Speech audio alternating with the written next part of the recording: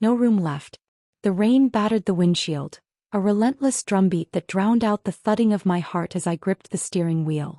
My daughter Lily sat beside me, her 16-year-old frame hunched, staring at her phone.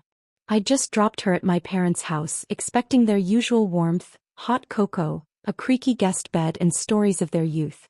Instead, my mother's voice had crackled through the phone, sharp and unyielding. "No room, Sarah. Not tonight." They'd left Lily standing on their porch, her backpack soaked, her face a mask of confusion. I'd sped back to get her, my mind reeling. No room. Their sprawling farmhouse had 3 empty bedrooms. Something was wrong. The wipers screeched across the glass, each swipe revealing the blurred outline of the road. Lily's silence was louder than the storm. "They didn't even open the door," she whispered, her voice small but edged with hurt. I wanted to scream, to demand answers, but the knot in my gut told me to wait. My parents had never turned us away. Never. Back home, Lily retreated to her room and I paced the kitchen, the linoleum cold under my bare feet. The house smelled of damp clothes and the faint lavender of my husband Tom's cologne, lingering from when he'd left for his work trip that morning.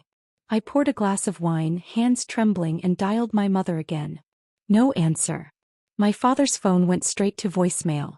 The unease coiled tighter, a snake in my chest. I sank into the couch, the cushions sagging under my weight, and scrolled through my phone. A notification from our shared bank account caught my eye. A charge for a hotel in town, dated today. Tom's trip was supposed to be in Chicago, not 30 minutes away. My breath hitched. I opened the app, fingers clumsy, and saw another charge.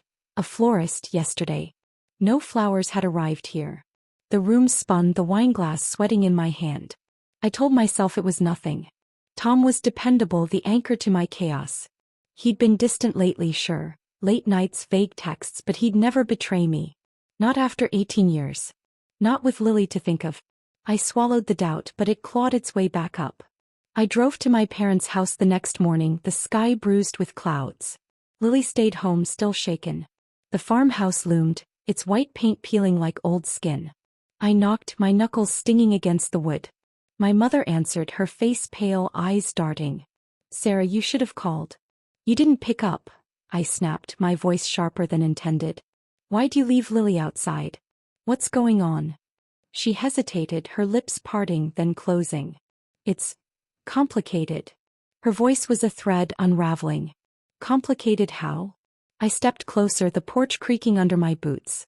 The air smelled of wet earth and something sharp. Cologne. Tom's cologne. My stomach dropped. "Sarah, don't," she started, but I pushed past her, heart pounding. The living room was dim, the curtains drawn. My father sat in his armchair, staring at the floor. And there on the coffee table was a bouquet of roses, red, vibrant, mocking.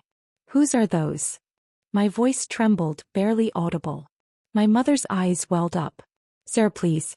He didn't mean for this to happen." "Who?" I demanded, though I knew. The truth was a blade, slicing through denial. "Tom," my father said, his voice gruff, broken. "He's been coming here. For months." The world tilted. I stumbled back, the wall cold against my palms. Coming here? For what? But I saw it in their faces, guilt, pity, secrets they'd guarded too long. Tom wasn't in Chicago. He was here with someone else. Someone they were protecting. I tore through the house, my boots thudding on the stairs.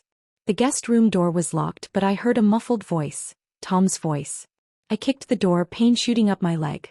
It flew open, revealing him shirtless, tangled in sheets with a woman I vaguely recognized, my mother's friend, Ellen. Her eyes widened, a gasp escaping her lips. "Sarah." Tom scrambled up, his face a mask of panic. "It's not what you think." But it was. The roses, the hotel, the late nights. It all clicked, a puzzle I'd refused to solve. My parents had known. They'd lied to protect him, to shield this affair, leaving my daughter in the rain to keep their secret. I wanted to scream, to destroy something, but all I could do was laugh. A jagged, broken sound. "You all betrayed me," I said, my voice raw. "Even Lily." Tom reached for me, but I backed away, the air thick with his cologne and my heartbreak. Downstairs, my parents stood frozen, their silence a confession. I left them there, the roses wilting on the table, and drove home to Lily. She deserved the truth, even if it shattered us both.